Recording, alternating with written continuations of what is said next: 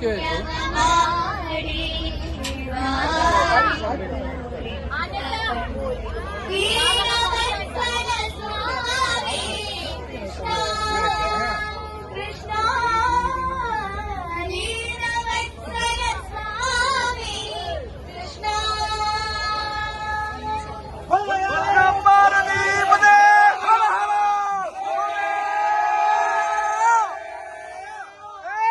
ಸ್ನೇಹಿತರೆ, ಡಿಸೆಂಬರ್ 27, 28, 29ರಂದು ಬೆಂಗಳೂರಿನ ಅರಮನೆ ಮೈದಾನದಲ್ಲಿ ತೃತೀಯ ವಿಶ್ವ ಹವ್ಯಕ ಸಮ್ಮೇಳನವು ಅದ್ಧೂರಿಯಿಂದ ಅತಿ ವಿಜೃಂಭಣೆಯಿಂದ ಜರುಗಿ ಎಲ್ಲರ ಮನವನ್ನು ಖುಷಿಗೊಳಿಸಿತ್ತು. ಹಾಗೆಯೇ ಇವೆಲ್ಲವುಗಳ ಅಭಿಪ್ರಾಯವನ್ನು ಹಂಚಿಕೊಂಡದ್ದನ್ನು ನೋಡಿದವಾಗ ಇದೊಂದು ವಿಡಿಯೋವನ್ನು ಮಾಡುವ ಮನಸ್ಸಾಗಿ ನಿಮ್ಮೊಡನೆ ಹಂಚಿಕೊಳ್ತಾ ಇದ್ದೀನಿ. ಯಾವುದೇ ಸಮಾವೇಶ ಅಥವಾ ಕಾರ್ಯಕ್ರಮವನ್ನು ಮಾಡಿದವಾಗ ಅಲ್ಲಿನ ಭೋಜನ ವ್ಯವಸ್ಥೆಯು ಒಂದು ಮುಖ್ಯ ಅಂಗವಾಗಿರುತ್ತದೆ. ಈ ಕಾರ್ಯಕ್ರಮಕ್ಕೆ ಬಂದ ಪ್ರತಿಯೊಬ್ಬರೂ ಸಾಮಾಜಿಕ ಜಾಲತಾಣದಲ್ಲಾಗಲಿ, ವಾಟ್ಸಪ್, ಫೇಸ್ಬುಕ್ ಇತ್ಯಾದಿಗಳಲ್ಲಾಗಲಿ ಪ್ರತಿಯೊಬ್ಬರ ಬಾಯಲ್ಲೂ ಭೋಜನ ವ್ಯವಸ್ಥೆಯು ತುಂಬ ಅಚ್ಚುಕಟ್ಟಾಗಿತ್ತು, ಭೋಜನವು ರುಚಿಯಾಗಿತ್ತು. ಹಾಗೆ ಕಾರ್ಯಕರ್ತರ ಶ್ರಮವನ್ನು ಒಳ್ಳೆಯ ಅಭಿಪ್ರಾಯದಲ್ಲಿ ತಿಳಿಸಿದವಾಗ ಈ ಭೋಜನ ವ್ಯವಸ್ಥೆ ಹಿಂದೆ ಯಾರೆಲ್ಲ ಇದ್ದಾರೋ ಅವರಿಗೆಲ್ಲ ನನ್ನ ಚಾನಲ್ ಮೂಲಕ ನನ್ನದೊಂದು ಕೃತಜ್ಞತೆಯನ್ನು ತಿಳಿಸುವ ಸಲುವಾಗಿ ಈ ವಿಡಿಯೋಗಳನ್ನೆಲ್ಲ ನಿಮ್ಮೊಡನೆ ಹಂಚಿಕೊಳ್ತಾ ಇದ್ದೀನಿ.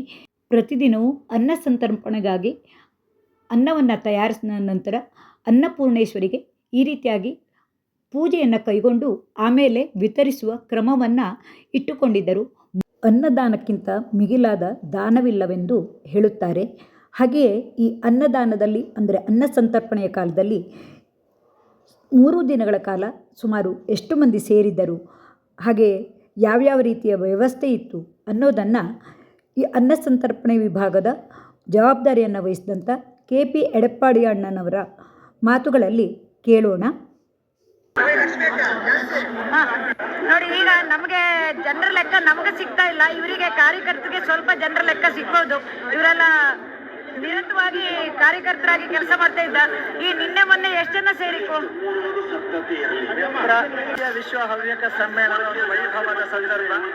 ಈ ಸಂದರ್ಭದಲ್ಲಿ ಅರಮನೆ ಮೈದಾನದ ಈ ಒಂದು ಕಾರ್ಯಕ್ಷೇತ್ರದಲ್ಲಿ 3 ದಿನದ ವೈಭವದ ಕಾರ್ಯಕ್ರಮ ಮೊನ್ನೆ ಸುಮಾರು 25,000 ಜನ, 50,000 ಜನ ಸೇರಿರಬಹುದು.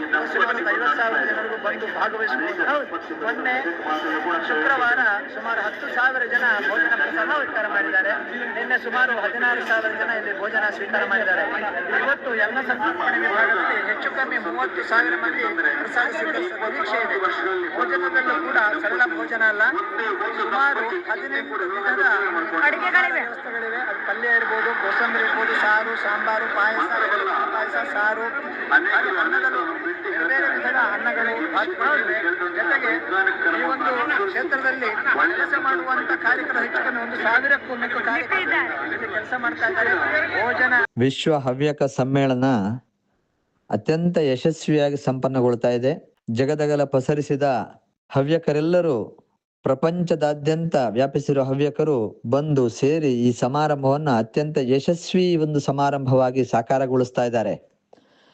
ಮೊನ್ನೆಯಿಂದ ಆರಂಭವಾಗಿ ನಿರಂತರವಾಗಿ ನಡೆಯುತ್ತಿರುವ ಈ ಕಾರ್ಯಕ್ರಮಗಳು, 3 ವೇದಿಕೆಗಳಲ್ಲಿ ಸಮಾರಂಭಗಳು, ಹಾಗೆ ವಿಧ ವಿಧದ ಪ್ರಾಕಾರದ ಚಟುವಟಿಕೆಗಳು, ಹವ್ಯಕರ ನಡೆ ನುಡಿ, ಸಂಸ್ಕಾರ ಸಂಸ್ಕೃತಿಗಳ ಅನಾವರಣ ಇಲ್ಲಿ ನಡೀತಾ ಇದೆ. ಹವ್ಯಕದ ಮಹಾ ಜಗತ್ತೇ ಅನಾವರಣಗೊಂಡಿದೆ ಇಲ್ಲಿ. ಇದು ಅನ್ನ ಸಂತರ್ಪಣೆ ವಿಭಾಗ. ಅನ್ನ ಸಂತರ್ಪಣೆ ವಿಭಾಗ ಅಂದ್ರೆ ಇದರಲ್ಲಿ ಸುಮಾರು ಕೆಲಸ ಕಾರ್ಯಗಳು ಬರ್ತಾವೆ. ಅದು ಪೂರೈಕೆ ಸರಬರಾಜಿಂದ ಹಿಡಿದು ಕೂಡ ನಾವು ಯೋಜಿಸ್ಕೊಳ್ಬಹುದು. ಮುಖ್ಯವಾಗಿ ಪಾಕಶಾಲೆ, ಆಮೇಲೆ ಸರಬರಾಜು, ವಿತರಣೆ, ಜೋಡಣೆ, ಹಾಗೆ ಬಂದವ್ರನ್ನೆಲ್ಲ ಅತ್ಯಂತ ಖುಷಿಯಾಗಿ ಅನ್ನ ಸ್ವೀಕಾರ ಮಾಡಿ ಕಳಿಸಿಕೊಡುವಂತೆ ಮಾಡುವಂತಹ ನಗುಮೊಗದ ಕಾರ್ಯಕರ್ತರು ಅತ್ಯದ್ಭುತವಾಗಿ ತಮ್ಮ ಸೇವೆಯನ್ನ ಸಲ್ಲಿಸ್ತಾ ಇದ್ದಾರೆ. ಇಲ್ಲಿ ಇಡೀ ಒಂದು ಆವರಣದಲ್ಲಿ ಸಹಸ್ರಾರು ಮಂದಿ ಕಾರ್ಯಕರ್ತರು ಸೇವೆ ಸಲ್ಲಿಸ್ತಾ ಇದ್ದಾರೆ. ನಮ್ಮ ಈ ವಿಭಾಗದಲ್ಲಿ ಸುಮಾರು 300ರಿಂದ 400 ಮಂದಿ ಕಾರ್ಯಕರ್ತರು ಅಹರ್ನಿಶಿಯಾಗಿ ದುಡಿತಾ ಇದ್ದಾರೆ. ಸುಮಾರು ಬೆಳಗ್ಗೆ 6-6:30ಗೆ ಬಂದು ಜೋಡ್ಕೊಂಡ್ಬಿಟ್ರೆ ಬೆಳಗಿನ ಉಪಹಾರ, ಮಧ್ಯಾಹ್ನದ ಭೋಜನ, ರಾತ್ರಿಯ ಪ್ರಸಾದ ಭೋಜನ ಕೂಡ ಅತ್ಯಂತ ಯಶಸ್ವಿಯಾಗಿ ನಡೆಸಿಕೊಟ್ಟು ರಾತ್ರಿ 11-12 ಗಂಟೆಯವರೆಗೂ ಕೂಡ ಜೋಡಿಕೊಂಡಿರುವಂತಹ ಕಾರ್ಯಕರ್ತರು ಇರ್ತಾರೆ. ಸ್ವಲ್ಪ ಪೀಕ್ ಅವರ್ಸ್ ಅಲ್ಲಿ ಹೆಚ್ಚು ಮಂದಿ ಜೋಡಿಕೊಂಡು ಈ ಸೇವೆಯನ್ನ ಸಲ್ಲಿಸ್ತಾ ಇದ್ದಾರೆ. ಈ ಒಂದು ಅನ್ನ ಸಂತರ್ಪಣೆ ವಿಭಾಗದಲ್ಲಿ ನಾವು ಬೇರೆ ಬೇರೆಯ ವರ್ಗದ ಅಥವಾ ವಯೋಮಿತಿಯವರಿಗೆ ಅನುಕೂಲವಾಗುವಂತೆ ಇಲ್ಲಿ ಒಂದು ವಿಭಾಗಗಳನ್ನ ಮಾಡಿರ್ತೇವೆ.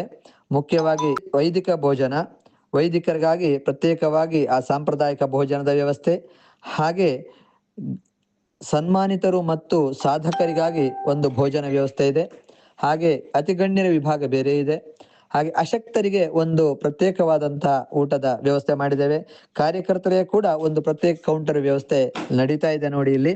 ಹಾಗೆ ಅದಲ್ಲದೆ ಇಲ್ಲಿ ಬಫೆ ಸಿಸ್ಟಮ್ ಸುಮಾರು ಸಹಸ್ರಾರು ಮಂದಿಯ ಒಂದು ಪ್ರಸಾದ ವಿನಿಯೋಗಕ್ಕಾಗಿ ಈ ಬಫೆ ಕೌಂಟರ್ ಕೂಡ ಇಲ್ಲಿ ನಡೀತಾ ಇದೆ. ಸುಮಾರು ಬೆಳಗ್ಗೆ 7 ಗಂಟೆಯಿಂದ 10-11 ಗಂಟೆಯವರೆಗೂ ಕೂಡ ಉಪಹಾರದ ವ್ಯವಸ್ಥೆ ನಡೀತಾ ಇರ್ತವೆ. ಹಾಗೆ ಮಧ್ಯಾಹ್ನ 12:15 ಅಥವಾ 12:30 ಒಳಗೆ ಆರಂಭವಾದರೆ ಮಧ್ಯಾಹ್ನದ ಭೋಜನ ಸುಮಾರು 4 ಗಂಟೆಯವರೆಗೂ ಕೂಡ ಭೋಜನ ವಿತರಣೆ ಮಾಡ್ತಾ ಇರ್ತಾರೆ ಕಾರ್ಯಕರ್ತರು. ಹಾಗೆ ರಾತ್ರಿ 7 ಗಂಟೆಗೆ ಶುರುವಾದ್ರೆ ರಾತ್ರಿ 11 ಗಂಟೆಯವರೆಗೂ ಪ್ರಸಾದವಾದ ವ್ಯವಸ್ಥೆ ಇರುತ್ತೆ.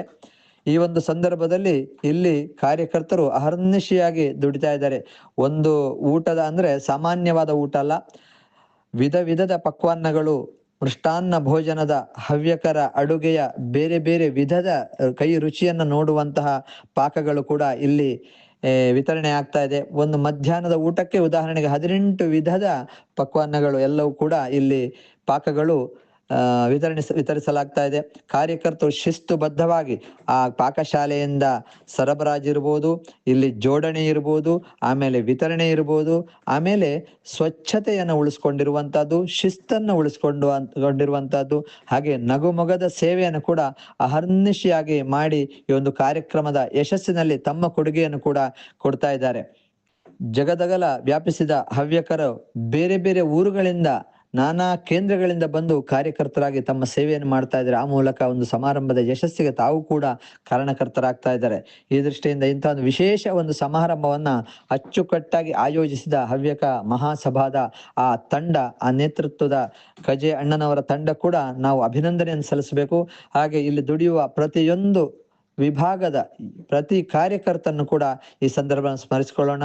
ಈ ಅನ್ನ ಸಂತರ್ಪಣೆಯಲ್ಲಂತೂ ಬಂದವರನ್ನ ಅತ್ಯಂತ ಅಚ್ಚುಕಟ್ಟಾಗಿ ನೋಡಿ, ನೀವು ನೋಡ್ತಾ ಇದ್ದೀರಿ, ಕರ್ಕೊಂಡು ಹೋಗಿ ಅವರಿಗೆ ಊಟದ ವಿಷಯದಲ್ಲಿ ಮಾರ್ಗದರ್ಶನ ಮಾಡಿ ಆಮೇಲೆ ಕೈ ತೊಳೆದು ಹೋಗುವಲ್ಲಿವರೆಗೆ ಕೂಡ ಅವರಿಗೆ ಸರಿಯಾದ ಒಂದು ವ್ಯವಸ್ಥೆಯನ್ನ ಕಲ್ಪಿಸಿಕೊಟ್ಟಿದ್ದ ಇದ್ದಾರೆ.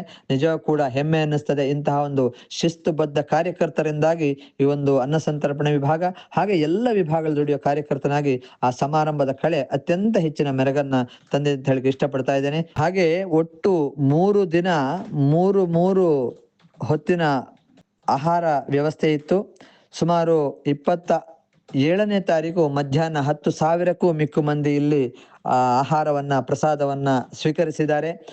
ಹಾಗೆ 28ನೇ ತಾರೀಕು ಸುಮಾರು 15,000ದಷ್ಟು ಮಂದಿ ಇಲ್ಲಿ ಭೋಜನ ಪ್ರಸಾದ ಸ್ವೀಕರಿಸಿರ್ತಾರೆ. ಇಂದು ಹೆಚ್ಚು ಕಮ್ಮಿ 30,000ಕ್ಕೂ ಮಿಕ್ಕು ಮಂದಿ ಇಲ್ಲಿ ಪ್ರಸಾದ ಸ್ವೀಕಾರಕ್ಕೆ ಬರುತ್ತಾರೆ. ಅವರೆಲ್ಲರನ್ನು ಕೂಡ ಆತ್ಮೀಯತೆಯಿಂದ ಬರಮಾಡಿಕೊಂಡು ಪ್ರಸಾದ ವಿನಿಯೋಗ ಮಾಡುವ ವ್ಯವಸ್ಥೆಯನ್ನ ಕಾರ್ಯಕರ್ತರು ಅತ್ಯಂತ ಶಿಸ್ತುಬದ್ಧವಾಗಿ ಮಾಡಲು ಸಿದ್ಧರಾಗಿದ್ದಾರೆ. ಆ ದೃಷ್ಟಿಯಿಂದಲೇ ಕಾರ್ಯಕ್ರಮ ನಭೂತೋ ಅನ್ನುವ ರೀತಿಯಲ್ಲಿ ಅತ್ಯಂತ ಯಶಸ್ವಿಯನ್ನು ಕಾಣ್ತಾ ಇದೆ.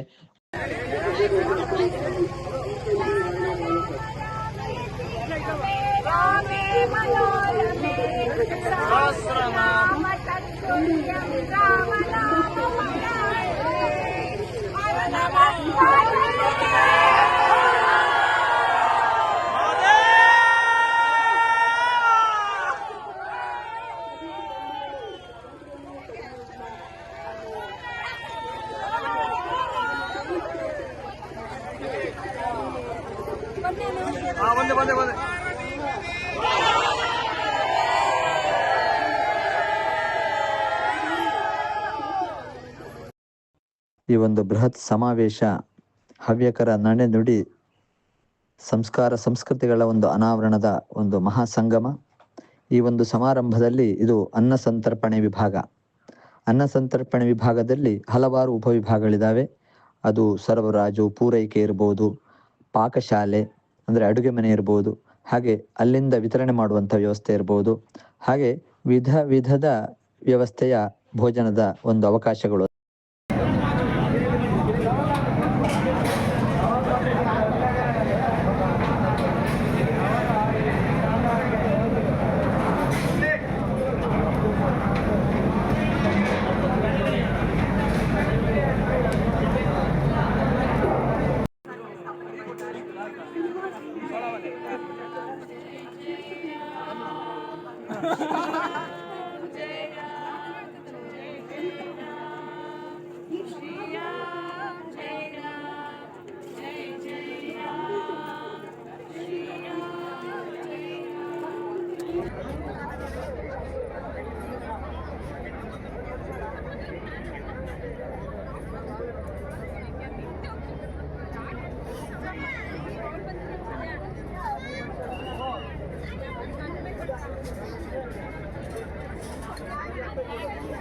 ವಿಧ ವಿಧದ ಊಟದ ವ್ಯವಸ್ಥೆಗಳು ನಡೀತಾ ಇದೆ.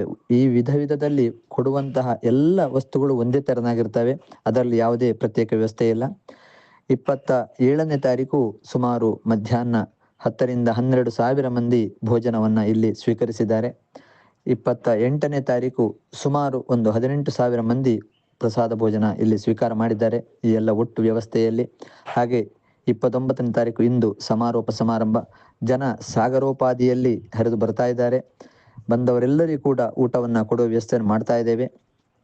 ಈ ಎಲ್ಲ ವ್ಯವಸ್ಥೆಯನ್ನ ಅಚ್ಚುಕಟ್ಟಾಗಿ ಕೊಂಡು ಹೋಗುವಲ್ಲಿ ಅಖಿಲ ಹವ್ಯಕ ಮಹಾಸಭಾ ಬಹಳ ಅತ್ಯಂತ ಶ್ರದ್ಧೆಯಿಂದ ಅದಕ್ಕಿರುವಂತಹ ಕಾರ್ಯಯೋಜನೆಯನ್ನು ಸಿದ್ಧಪಡಿಸಿ ಕಾರ್ಯಾನುಷ್ಠಾನ ಮಾಡ್ತಾ ಇದೆ. ಅನ್ನ ಸಂತರ್ಪಣೆ ವಿಭಾಗದಲ್ಲಿ ಸುಮಾರು 300ರಿಂದ 400 ಕಾರ್ಯಕರ್ತರು ಅಹೋರಾತ್ರಿ ಇಲ್ಲಿ ಶ್ರಮಿಸ್ತಾ ಇದ್ದಾರೆ, ತಮ್ಮ ಸೇವೆಯನ್ನ ಸಲ್ಲಿಸ್ತಾ ಇದ್ದಾರೆ. ಹಾಗೆ ಯಾವುದೇ ರೀತಿಯಲ್ಲಿ ಗೊಂದಲವಾಗದ ರೀತಿಯಲ್ಲಿ, ಶಿಸ್ತಿಗೆ ಭಂಗವಾಗದ ರೀತಿಯಲ್ಲಿ, ಸ್ವಚ್ಛತೆಗೆ ತೊಡಕಾಗದ ರೀತಿಯಲ್ಲಿ ಈ ಕಾರ್ಯವನ್ನ ವ್ಯವಸ್ಥೆಯನ್ನು ನಡೆಸ್ತಾ ಇದ್ದಾರೆ.